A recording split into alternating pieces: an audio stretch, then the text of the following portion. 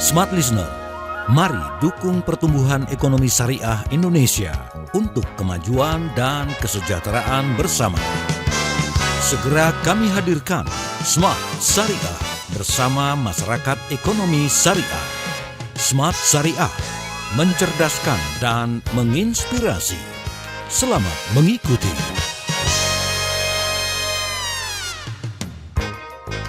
Assalamualaikum warahmatullahi wabarakatuh. Selamat malam, smart listeners di seluruh Indonesia. Bagaimana kabar Anda di malam hari ini?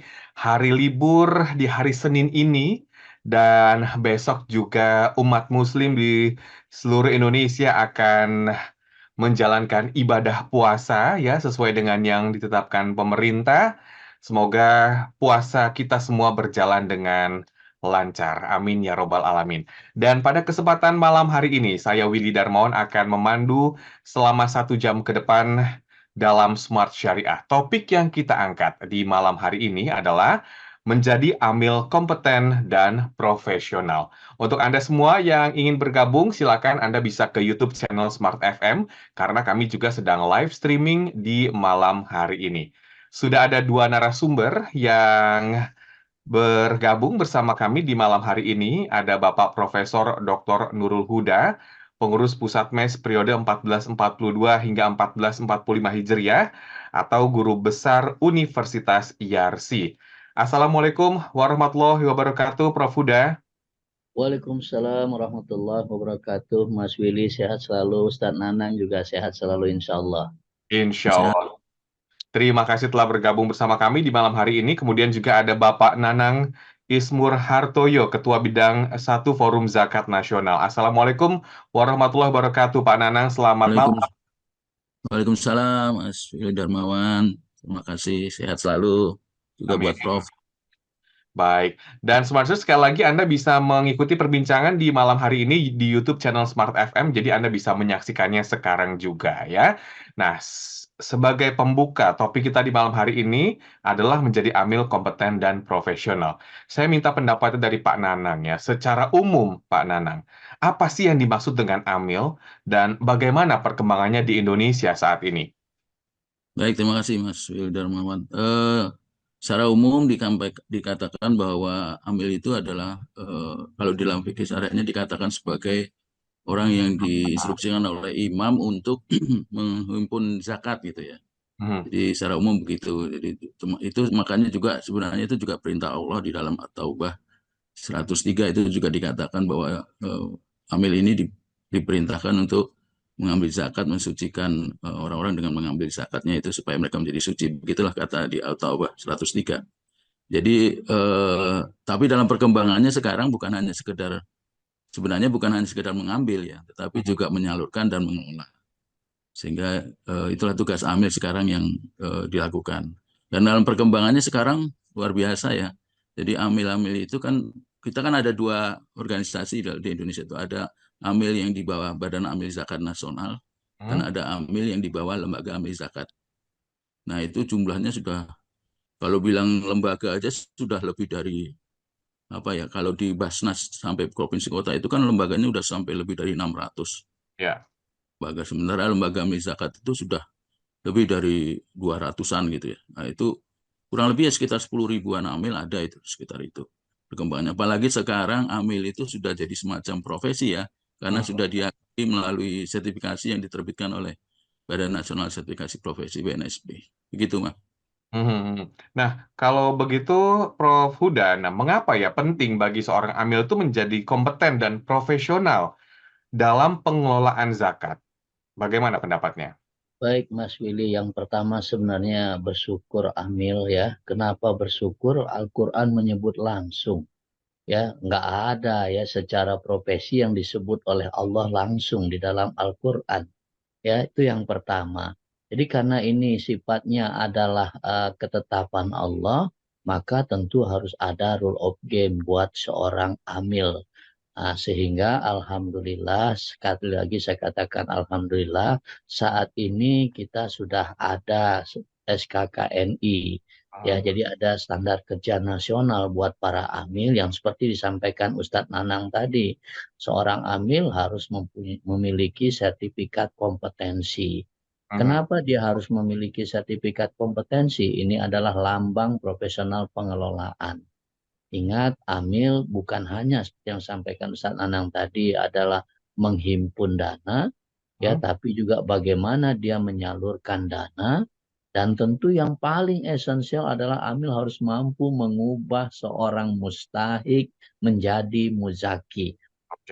Jangan bertahan lama jadi mustahiknya. Tugas daripada amil adalah untuk menjadikan mustahik atau orang yang berhak menerima zakat itu menjadi seorang muzaki, orang yang memberikan zakat tentunya.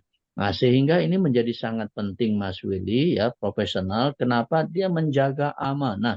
Amanah dari siapa? Amanah dari muzaki yang menjakatkan hartanya, ya, yang kemudian amil adalah lembaga yang juga tadi disampaikan adalah menyalurkannya. Berarti harus tepat sasaran. Tepat sasaran saat ini tidak dimaknai dengan memberikan dalam bentuk charity. Kalau Mas Willy nggak mampu makan, saya kasih dari uang zakat. Itu charity Mas Willy. Tetapi dia harus dalam bentuk program. Ini yang dibutuh kompetensi di sana. Bagaimana dia mendesain program-program yang secara esensial dalam konteks menyalurkan dana zakat tadi. Ya, jadi bentuknya dia sudah dalam bentuk pemberdayaan. Ya, ada model yang disebut dengan community development, ada pengembangan berbagai macam sektor pertanian, sektor peternakan, harus ke arah sana. Karena tadi, kalau sifatnya charity, pasti yang terjadi adalah tidak ada perubahan. Sehingga profesional bagaimana mendesain programnya, bagaimana kemudian dia mendesain model penghimpunan dana zakat, nggak mungkin seorang amil hanya berdiam diri di tempat, tapi dia punya program bagaimana dia menghimpun dana masyarakat. Disitulah juga dia butuh kompetensi, profesionalitas dalam mengelola amanah yang diberikan muzaki untuk disampaikan kepada mustahik, sehingga menyebabkan dia harus memiliki kompetensi. Demikian Mas Willy. Baik, luar biasa sebagai pembuka di malam hari ini, dan Smart Listeners, kami ajak Anda untuk menyaksikan juga perbincangan di malam hari ini di YouTube channel Smart FM. Selain Anda yang mendengarkan kami di 10 kota, topik kita adalah menjadi amil kompeten dan profesional. Kita kembali setelah pesan-pesan berikut ini. Kami segera kembali. Tetaplah menyimak Smart Syariah bersama Masyarakat Ekonomi Syariah. Smart FM, the spirit of Indonesia, part of Kompas Gramedia Radio Network. Kami hadir bukan sekadar menghibur. Kami hadirkan berbagai program berkualitas, membuka wawasan, menginspirasi, dan menguatkan, melewati berbagai krisis dan situasi penuh tantangan. Menjadi panduan pengambilan keputusan bagi para CEO, direktur, manajer, profesional, dan pelaku bisnis di berbagai bidang dengan SIS AB+, serta rentang usia 25 hingga 45 tahun. Agar bisnis dan karir yang dibangun berkembang serta melaju seiring perkembangan zaman, dijalankan sepenuh hati, penuh kecintaan, tanpa kehilangan jati diri, selalu memiliki pandangan terbuka dan luas. Smart FM Network hadir untuk Anda di sejumlah kota di Indonesia.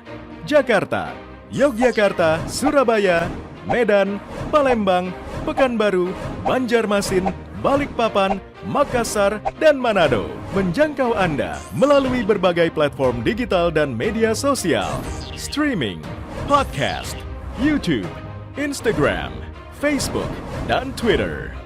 Meningkatkan peluang produk dan jasa Anda semakin dikenal, dipercaya, dan dipilih konsumen cerdas. Dengan dukungan tim activation kami yang kreatif dan profesional, jaringan yang luas, serta kolaborasi dengan unit Kompas Group of Media lainnya, kami merupakan mitra yang tepat untuk membangun brand awareness produk Anda. Smart FM mendukung pertumbuhan serta kemajuan karir dan bisnis Anda. Smart FM, The Spirit of Indonesia. Smart FM, the spirit of Indonesia.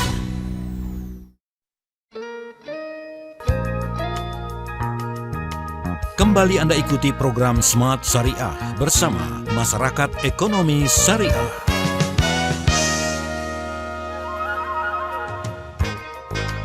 Terima kasih Anda masih bersama kami dalam Smart Syariah dan kita masuk di sesi kedua di malam hari ini. Saya sapa Anda yang mendengarkan kami di Jakarta, Surabaya, kemudian Medan, Balikpapan, Banjarmasin, Palembang, Makassar, Manado, Pekanbaru, dan Yogyakarta. Bagaimana persiapan Anda, Smart Listeners, untuk menjalankan ibadah puasa besok? Mungkin juga sedang menyiapkan kira-kira nanti menu sahurnya seperti apa sambil mengikuti perbincangan kita di malam hari ini. Dan topik kita sekali lagi adalah menjadi amil kompeten serta profesional. Nah, saya kembali ke Prof. Huda ya. Kalau begitu apa yang sebetulnya menjadi tugas dan tanggung jawab yang mendasar bagi seorang amil, Prof? Ya, seperti yang saya sampaikan sebelumnya, bahwasanya tugas amil tentu adalah menjaga amanah. Amanah dari siapa? Yang pertama tadi amanah dari muzaki yang menitipkan zakatnya kepada amil. Kemudian dari dana zakat yang dititipkan tentu pada akhirnya nanti akan disalurkan kepada yang berhak menerima. Al-Quran menjelaskan ada 8 pihak yang berhak menerima zakat itu sendiri. Itu yang kemudian kita kenal dengan 8 asnaf. Maka tanggung jawab daripada amil adalah bagaimana dana yang diamanahkan muzaki itu bisa sampai kepada mustahik. Wujudnya dalam bentuk apa tadi saya sampaikan. Ya, kalaupun boleh saya katakan hindari dominan itu adalah charity. Karena pada hakikatnya tidak akan merubah paradigm daripada seorang mustahik tadi. Tapi kita bagaimana mensiapkan sebuah program. Baik yang sifatnya adalah pemberdayaan di bidang ekonomi. Baik yang terkait dengan pemberdayaan di bidang sosial. Ataupun pemberdayaan-pemberdayaan yang lain yang tentu terkait langsung dengan masyarakat. Seperti kesehatan misalnya.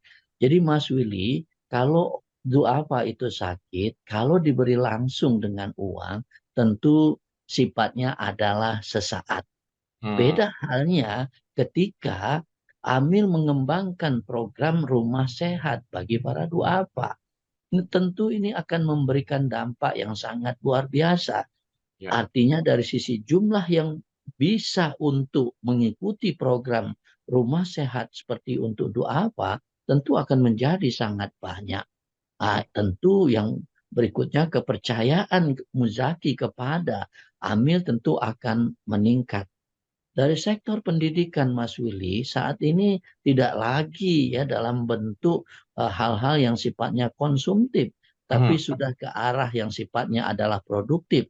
Bagaimana lembaga zakat baik itu dalam bentuk Basnas ataupun Lasnas menyiapkan program-program pendidikan berbasis tidak berbayar kepada para duafa yang tidak mampu. Maka disitulah yang menjadi tanggung jawab mendasar bagi seorang amil. Bagaimana dia memberdayakan para mustahik yang sekali lagi nanti Mas Willy endingnya adalah dia bisa merubah seorang mustahik menjadi seorang muzaki. Itu tanggung jawab utama daripada amil. Demikian Mas Willy. Baik ya, mengubah ya dari mustahik kemudian menjadi muzaki ya, dari yang menerima mungkin amal tadi akhirnya dia memberikan ya, memberikan kepada orang lain. Baik, saya kembali ke Pak Nanang ya, kalau membahas soal kompetensi yang diperlukan oleh seorang amil untuk meningkatkan profesionalismenya dan bagaimana mereka dapat memperolehnya, apakah dengan pelatihan atau mungkin seperti apa yang disarankan oleh Pak Nanang? Baik, jadi karena tadi saya sebutkan dan juga disampaikan oleh Prof juga tentang bahwa zakat itu bukan hanya dikumpulkan, tetapi juga dia disalurkan dan juga dikelola gitu. Dikelola itu dari sisi keuangan, sisi manajemen. Maka di dalam sisi kompetensinya itu memang sudah diatur. Di SKKN ini juga diatur, di situ standar kompetensi, standar kerja kompetensi nasional Indonesia itu buat zakat ada sendiri. Nah, di dalamnya itu diatur tentang masing-masing level itu. Jadi kalau untuk level-level yang misalnya terkait dengan langsung yang bersifat apa namanya itu semacam bertemu dengan para muzaki langsung atau bertemu dengan para mustahik langsung, itu ada level-level dasar. Mungkin kalau kami di Forum Zakat mengatakan level dasar atau level 3 itu dikatakan mereka harus menguasai misalnya cara menghitung zakat, jago cara bagaimana melayani mustahik maupun muzaki, bagaimana melakukan survei dan segala macam. Itu mereka harus kuasai. Lalu kalau misalnya bicara manajemen itu misalnya, lalu mereka juga harus punya kemampuan misalnya bagaimana sebagai sebuah lembaga, karena amil-amil ini bernaung di bawah lembaga gitu. Ada para pimpinan, di mana para pimpinan ini juga mestinya menguasai tentang bagaimana mengelola zakat, misalnya dari sistem keuangannya, dari sistem bagaimana mereka menyusun rencana strategis lembaga untuk dapat bukan hanya menghimpun tetapi menyalurkan secara tepat, dan juga mereka bisa mengelola keuangan, karena itu tadi disampaikan oleh Profesor bahwa itu adalah amanah umat yang harus disalurkan, maka itu harus dikuasai ilmunya. Jadi dan itu sebenarnya semua ada di dalam kalau mereka nanti ikut dalam sertifikasi itu semua ada diatur seperti itu. Nah, bagaimana mereka bisa mendapatkan itu? Ya tentu harus melalui pelatihan. Dan biasanya sebelum mereka mendapatkan sertifikasi, untuk diuji sertifikasi, mereka dilatih dulu. Jadi tidak langsung tiba-tiba mereka langsung sertifikat, enggak. Mereka dilatih dulu dengan pendidikan atau ikut juga beberapa hal dan melakukan misalnya ikut kajian-kajian tentang keilmuan tentang fikih zakat dan sebagainya. Jadi itu dalam konteks supaya mereka secara kompeten mampu menjalankan fungsi mereka sebagai amil. Itu, Mas David. Baik, tadi disebutkan juga kemampuan untuk manajemen, kemudian juga mungkin membuat program-program yang berkelanjutan Betul, atau juga betul. yang berdampak positif. Bisa dapat gambaran nggak sih, Pak Nanang? Mungkin situasi atau juga yang terjadi sekarang itu memang sudah mencapai idealnya atau bagaimana untuk kompetensi ini? Ya, sekarang memang karena itu memang kompetensi ini diatur oleh BNSP, dirasa cukuplah untuk misalnya untuk dapat membuat seseorang menjadi mampu. Karena memang itu tadi kalau teman-teman amil yang masih di level pelayanan begitu, tentu dia tidak akan diberikan sertifikasi untuk kelas yang tinggi, yang kelas manajemen. Jadi masing-masing sudah pada tempatnya masing-masing. Jadi kalau yang mana misalnya pimpinan, direksi dan segala dia harus menguasai semuanya mulai dari A sampai Z-nya tentang pengelolaan zakat. Jadi memang secara apa namanya itu, secara mendapatkan sertifikasi tentu ada ini masing-masing ada levelnya gitu. Termasuk misalnya bagaimana kalau kelas menengah itu kelas manajemen yang di tengah, bagaimana mereka juga bisa mampu menghandle SDM-SDM amil-amil yang di bawahnya untuk bisa sama-sama mencapai target. Bukan hanya target penghimpunan, tetapi juga target untuk bisa tadi itu menyampaikan apa namanya itu bagaimana target menyalurkan program dan juga bagaimana target untuk mengentaskan dari mustahik menjadi muzaki itu tadi. Itu semuanya dalam bentuk biasanya bentuknya renstra begitu ya disusun. Oke. Jadi, dan itu juga tidak semata-mata itu karena itu ada konsekuensi sebagai lembaga amil zakat, mereka tentu nanti akan diaudit oleh Kementerian Agama dan segala macam apakah sudah menjalankan sesuai dengan real sebagaimana audit syariah yang diterapkan oleh Kementerian Agama. Apa masukan Prof. Huda terkait dengan kompetensi ini? Apa yang perlu diperbaiki, Prof? Ya, yang pertama tadi saya katakan, sepertinya Ustadz Nanang juga sudah sampaikan ya, ini amanah yang harus dijalani oleh seorang amil, ya, terutama terkait dengan reportingnya. Ini menjadi sangat penting terkait dengan masalah transparansi dan akuntabilitasnya. Nah, perlu dibuat catatan tentunya sedapat mungkin tentunya kalau dalam perspektif keuangannya jangan dimaknai semakin banyak saldo sebuah lembaga zakat semakin bagus. Jangan dimaknai semacam itu. Itu akan menjadi sebuah pertanyaan tentu nantinya ketika dalam posisi yang semacam itu. Maka diujilah di situ kita terkait dengan kemampuan lembaga zakat dalam menyalurkan dana zakat yang sudah berhasil dihimpunnya. Ini sangat penting ya terkait dengan masalah transparansi dan akuntabilitas lembaganya. Tambahannya sisi situnya tadi Mas Willy. Baik, transparansi dan juga reportingnya ya, Prof. Huda ya. Baik, masih ada sesi selanjutnya, smart listeners. Anda jangan kemana-mana karena kami akan kembali setelah jeda dan kami ajak Anda untuk berpartisipasi menyaksikan di YouTube channel Smart FM karena kami juga sedang streaming di malam hari ini. Kami kembali setelah jeda berikut ini. Kami segera kembali. Tetaplah menyimak Smart Syariah bersama Masyarakat Ekonomi Syariah. Smart FM, the spirit of Indonesia. Part of Kompas Gramedia Radio Network. Kami hadir bukan sekadar menghibur. Kami hadirkan berbagai program berkualitas, membuka wawasan, menginspirasi, dan menguatkan, melewati berbagai krisis dan situasi penuh tantangan. Menjadi panduan pengambilan keputusan bagi para CEO, direktur, manajer, profesional, dan pelaku bisnis di berbagai bidang dengan SIS AB+, serta rentang usia 25 hingga 45 tahun. Agar bisnis dan karir yang dibangun berkembang serta melaju seiring perkembangan zaman, dijalankan sepenuh hati, penuh kecintaan, tanpa kehilangan jati diri, selalu memiliki pandangan terbuka dan luas. Smart FM Network hadir untuk Anda di sejumlah kota di Indonesia.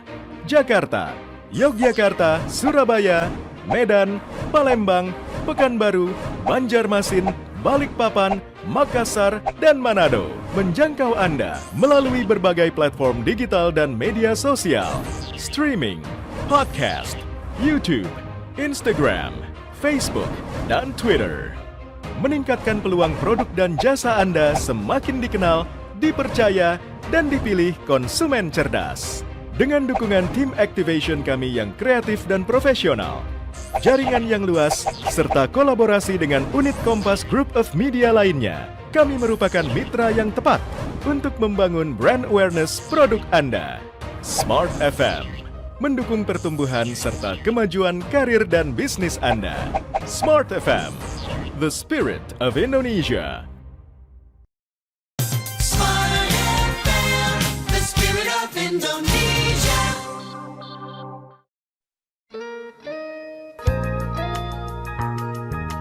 Kembali Anda ikuti program Smart Syariah bersama Masyarakat Ekonomi Syariah.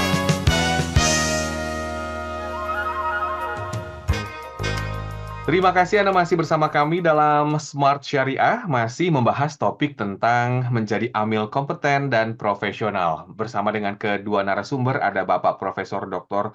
Nurul Huda, pengurus pusat MES periode 1442 hingga 1445 Hijriah atau guru besar Universitas IARSI, dan juga ada Bapak Nanang Ismu Hartoyo, Ketua Bidang 1 Forum Zakat Nasional. Nah, kalau gitu Prof. Huda, kalau membahas soal peluang dan tantangan yang mungkin dihadapi oleh seorang amil zakat. Nah, ini bisa dapat gambaran nggak, smart listeners? Ya, yang pertama nggak bisa kita pungkiri bahwasanya gap antara potensi dengan realisasi penghimpunan dana zakat masih sangat itu. Ini kesempatan bagi para amil untuk mencari dimensi pasar lain yang masih sangat terbuka untuk itu. Sehingga terkait dengan hal tersebut, maka tantangannya adalah kemampuan melakukan proses fundraising-nya. Bagaimana pendekatan-pendekatan yang digunakan di dalam fundraising. Pendekatannya ada yang bisa disebut dengan direct fundraising, ada yang bersifat indirect fundraising. Ini yang harus mampu dijadikan pedoman oleh para amil zakat tadi. Sehingga kemampuan amil zakat itu bisa dilihat dari sisi perspektif kemampuan dia menghimpun dana zakatnya. Peluang masih sangat besar, metode masih banyak untuk dikembangkan. Faktor yang pertama. Faktor yang kedua, tantangannya adalah tadi mendesainkan program yang tepat. Tentu setiap daerah mempunyai wilayah atau kearifan lokal yang berbeda. Nah, disinilah harus mampu amil membuat pemetaan. Jadi pemetaan antar wilayah sehingga nanti ketika dalam mendesain programnya sudah jelas arah daripada kemana program ini akan disalurkan. Ini menjadi tantangan tersendiri. Kenapa? Tentu nggak bisa kita pukul rata antara masyarakat perkotaan dengan masyarakat pedesaan. pendekatan, cara penghimpunan, pendekatan, cara penyaluran tentu harus dibuat berbeda. Nah, keragaman inilah yang menjadi tantangan bagi Amil khususnya. Demikian Mas Willy. Tadi disebutkan juga oleh Prof. Huda untuk mencari dimensi pasar lain. Ini maksudnya gimana, Prof? Apakah kita juga penting untuk menggalakkan gitu ya supaya generasi Z atau yang masih muda-muda ini untuk beramal atau bagaimana nih pendapatnya? Iya, saya setuju yang sampaikan Mas Willy tadi. Jadi jangan sampai domain zakat itu domain orang tua. Ya, ini Setuju. kan yang ada frame-nya adalah itu. Ya, ini kan kelemahan di kita law enforcement-nya terlalu rendah. Buat mereka yang tidak membayar zakat nggak ada law enforcement yang tegas di sana, bahkan tidak berdaya kita menghadapi hal tersebut. Nah, sehingga tadi saya katakan betul sekali Mas Willy, kita harus bagi model-model dalam fundraising-nya. Yang pertama misalnya untuk segmen berdasarkan demografinya, segmen berdasarkan geografinya, segmen berdasarkan stylenya atau gaya dia membayar zakat. Orang kita cenderung bulan Ramadan dijadikan momen untuk membayar zakat. Zakat mal kah, zakat profesi kah yang juga merupakan bagian dari zakat mal. Lebih cenderung untuk dibayarkan pada bulan Ramadan dengan harapan pahalanya akan berlipat ganda. Nah, tentu disitulah yang diperlukan. Makanya tidak jarang lembaga-lembaga amil ketika Ramadan kali ini, maka dia akan mendapatkan dukungan support dari para sukarelawan, volunteer yang memang sengaja untuk dicari untuk membantu kemampuan fundraising daripada lembaga zakat itu sendiri. Disinilah yang secara esensial anak-anak muda berhadapan dengan anak muda, mungkin orang-orang yang tua berhadapan dengan orang tua. Ini akan menjadi hal yang sangat menarik di sana sehingga pembahasannya pun akan sejalan ataupun selaras nantinya. Begitu Mas Willy. Baik, saya kembali ke Pak Nanang ya sebelum kita melanjutkan tentang bagaimana membangun mindset. Nah, tadi juga Prof. Huda sempat bilang ya Pak Nanang soal desain program yang tepat. Nah, ini sebetulnya seperti apa sih yang mungkin menjadi masukan gitu ya supaya tadi kita bisa merangkul berbagai macam usia, kemudian juga mungkin dari daerah-daerah yang berbeda. Desain program yang tepat itu seperti apa sih Pak Nanang? Iya, jadi kalau desain program tentu ya tadi tuh kita melihat dari kondisi ya, tadi saya apa yang disampaikan Prof. Nur Huda tadi memang tersegmentasi begitu bahasanya. Dan di sisi lain juga kita jangan lupa teman-teman di lembaga amil zakat itu sekarang sudah masuk digitalisasi. Hmm. Di Basnas juga demikian, sekarang arahnya ke digitalisasi. Jadi memudahkan. Jadi kalau bicara milenial, sekarang yang namanya zakat itu tidak harus datang ke kantor. Jadi dikatakan zakat itu ada di dalam genggaman kita. Ya. Artinya kita lewat handphone apa itu memudahkan dan juga banyak tampilan sekarang banyak influencer-influencer dari para artis-artis yang ikut bergabung di dalam menggaungkan soal gerakan zakat ini. Jadi itu sebenarnya hal yang sangat positif ya. Jadi kita lihatlah perkembangan trennya cenderung naik.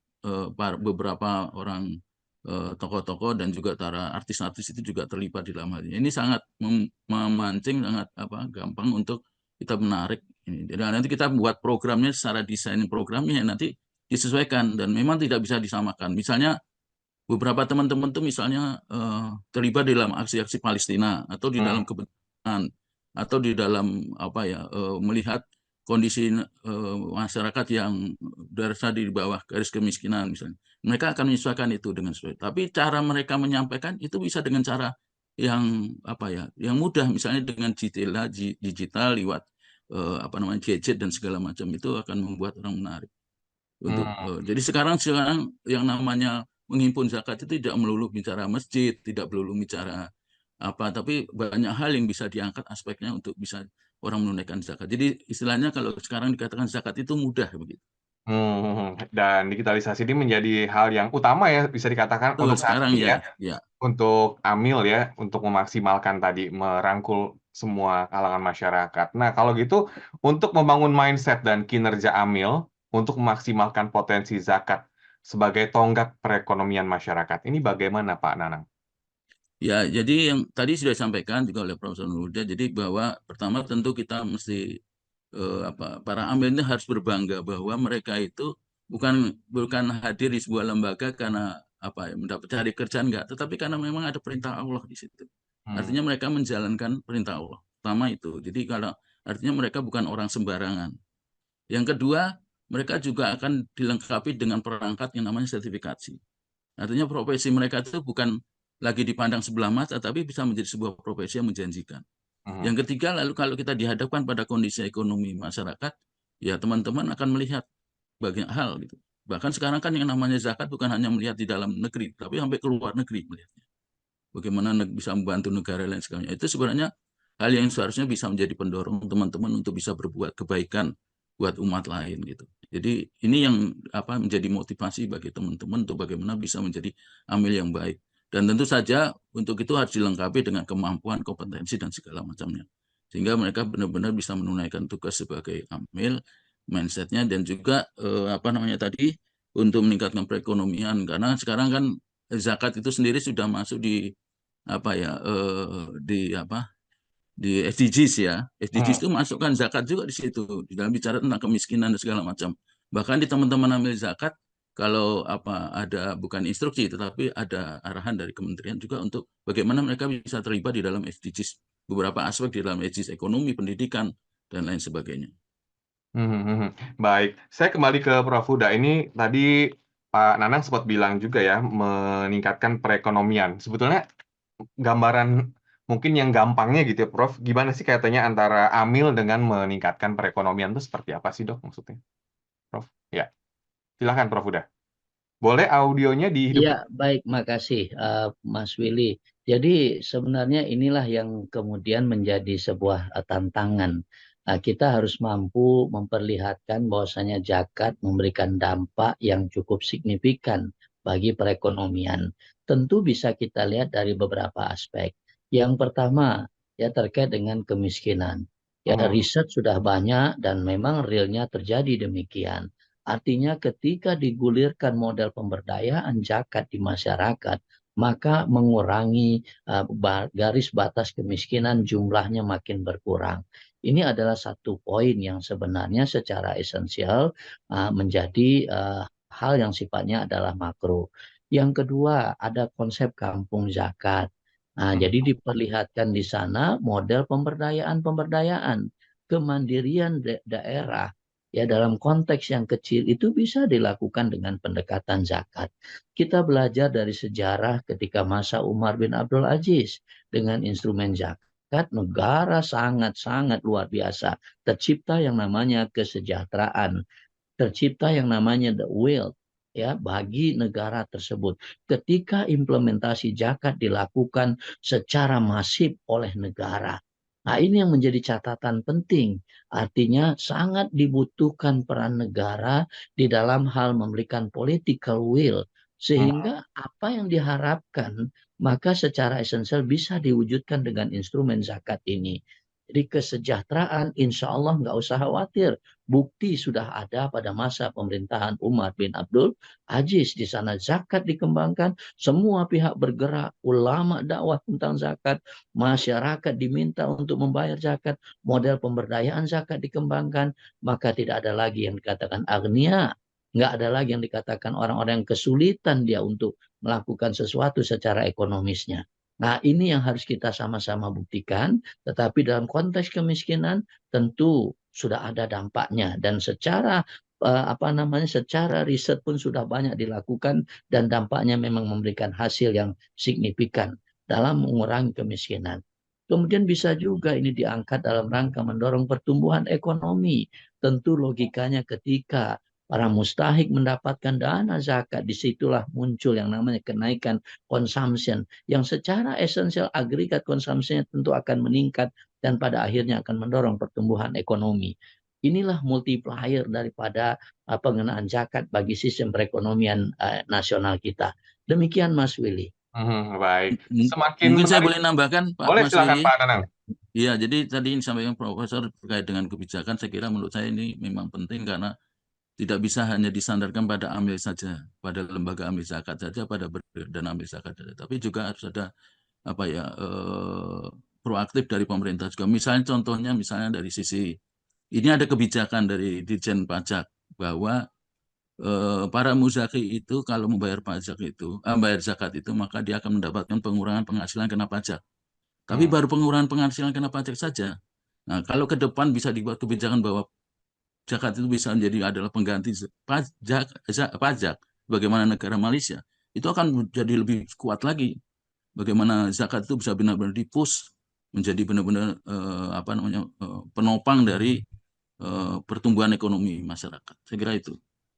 Baik, semakin menarik diskusi kita pada malam hari ini, smart listeners. Anda jangan kemana-mana, masih ada satu sesi lagi. Tetaplah bersama kami dalam Smart Syariah. Kami segera kembali. Tetaplah menyimak Smart Syariah bersama Masyarakat Ekonomi Syariah. Smart FM, the spirit of Indonesia. Part of Kompas Gramedia Radio Network. Kami hadir bukan sekadar menghibur. Kami hadirkan berbagai program berkualitas, membuka wawasan, menginspirasi, dan menguatkan, melewati berbagai krisis dan situasi penuh tantangan. Menjadi panduan pengambilan keputusan bagi para CEO, direktur, manajer, profesional, dan pelaku bisnis di berbagai bidang dengan SIS AB+, serta rentang usia 25 hingga 45 tahun. Agar bisnis dan karir yang dibangun berkembang serta melaju seiring perkembangan zaman, dijalankan sepenuh hati, penuh kecintaan, tanpa kehilangan jati diri, selalu memiliki pandangan terbuka dan luas. Smart FM Network hadir untuk Anda di sejumlah kota di Indonesia. Jakarta, Yogyakarta, Surabaya, Medan, Palembang, Pekanbaru, Banjarmasin, Balikpapan, Makassar, dan Manado. Menjangkau Anda melalui berbagai platform digital dan media sosial, streaming, podcast, YouTube, Instagram, Facebook, dan Twitter. Meningkatkan peluang produk dan jasa Anda semakin dikenal, dipercaya, dan dipilih konsumen cerdas. Dengan dukungan tim activation kami yang kreatif dan profesional, jaringan yang luas, serta kolaborasi dengan unit Kompas Group of Media lainnya, kami merupakan mitra yang tepat untuk membangun brand awareness produk Anda. Smart FM mendukung pertumbuhan serta kemajuan karir dan bisnis Anda. Smart FM, the spirit of Indonesia. Smart FM, the spirit of Indonesia.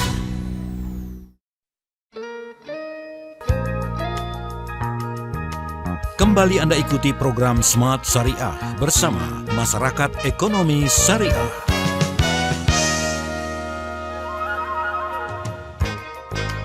Terima kasih Anda masih bersama kami dalam Smart Syariah. Topik kita di malam hari ini adalah menjadi amil kompeten dan profesional.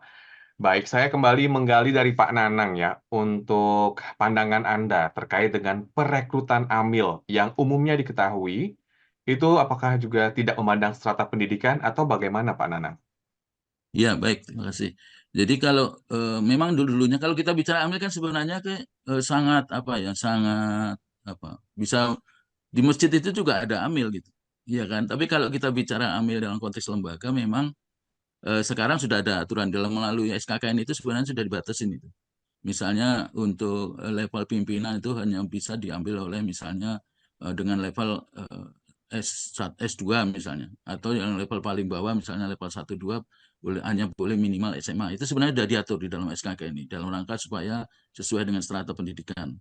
Jadi supaya kompetensinya sesuai lah dengan pendidikan. Jadi tidak bisa misalnya untuk kelas menengah, kelas manajemen lalu hanya punya pendidikan hanya sampai SMA, itu sudah diatur di dalam standar kompetensi zakat itu. Itu yang diterbitkan oleh pemerintah, sehingga harapannya kita lembaga-lembaga itu mulai itu. Dan memang dalam konteks saya lihat di lembaga-lembaga zakat sih sudah mulai sesuai ya dengan pendidikan-pendidikan. Jadi tidak bisa sebenarnya. Hanya saja memang yang masih menjadi di kita adalah bukan soal strata pendidikan, tapi ternyata teman-teman dari kampus-kampus syariah itu malah jarang yang masuk ke lembaga zakat. Kenapa? Malah lebih ya nggak tahu itu. Jadi banyak yang malah dari kampus-kampus yang terkenal dari fakultas-fakultas yang umum gitu ya masuk ke situ. Nah, tapi kami mensiasati di Forum Zakat dengan cara kami sejak berapa tahun lalu sudah memiliki namanya Kampus Zakat yang bekerja sama dengan fakultas-fakultas ekonomi syariah, terutama fakultas syariah di seluruh Indonesia, bareng-bareng bagaimana mahasiswa-mahasiswa ini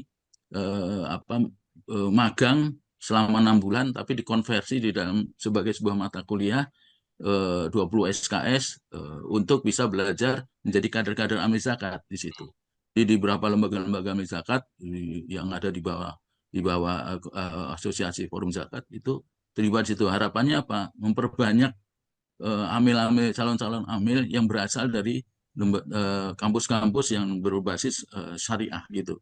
Jadi harapannya teman-teman nanti ini setelah selesai kuliah, mereka bisa bergabung di lembaga-lembaga zakat sebagai amil zakat sebagai sebuah profesi. Kader amil zakat ya. Salah satunya juga dengan melakukan program magang tadi ya Pak Nanang ya. Ya, kampus zakat namanya. Kampus zakat. Nah, sebelum saya lanjutkan, saya kembali minta pendapatnya Prof. Huda ya untuk perekrutan amil yang mungkin sesuai dengan kompetensi atau bagaimana nih sebaiknya Pak Huda? Ya, saya kira tadi udah disampaikan Pak Nanang, kalau SKKNI memang memberikan kriteria.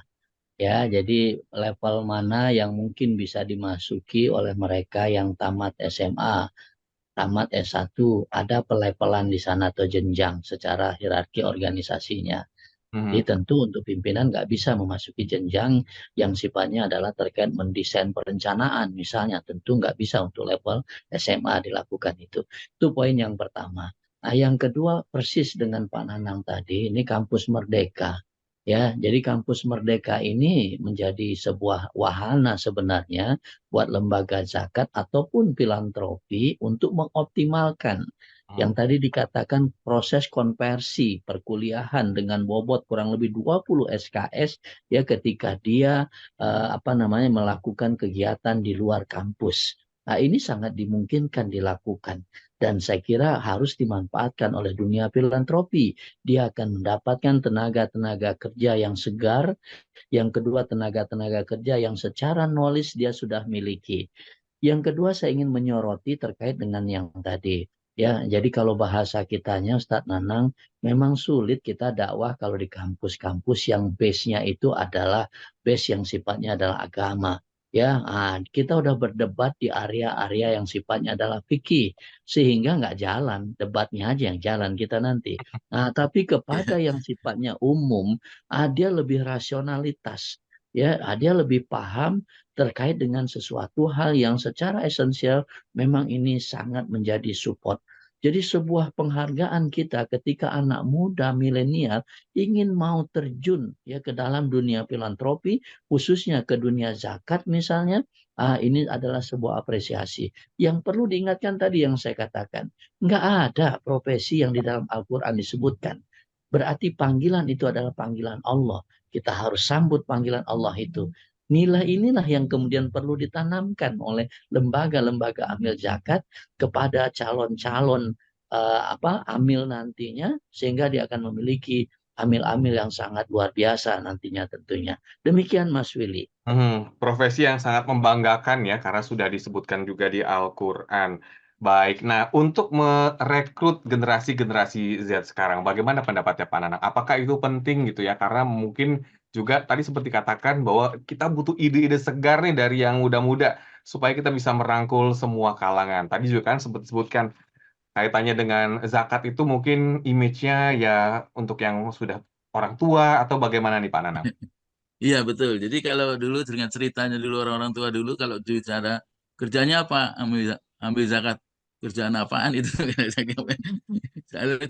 dianggap kerjaan yang tidak menanjak. Padahal sebenarnya ya ini mungkin harus ada literasi zakat ya, juga sosialisasi tentang ambil zakat itu seperti apa. Itu memang harus banyak digaungkan gitu ya. Makanya kami memang bekerja sama dengan banyak kampus, puluhan kampus untuk bicara tentang program amil zakat ini. Jadi itu pentingnya supaya mereka juga tahu bahwa dibanding ini yang poin penting tadi yang disampaikan oleh Prof. Nur, bahwa dibandingkan dengan profesi-profesi lain ini Profesi amil zakat itu adalah profesi yang luar biasa karena langsung ditunjuk oleh Allah gitu. Mhm. Jadi nggak ada lagi profesi selain profesi amil zakat yang memang SK-nya turunnya dari Allah. Jadi SK-nya dapat dua.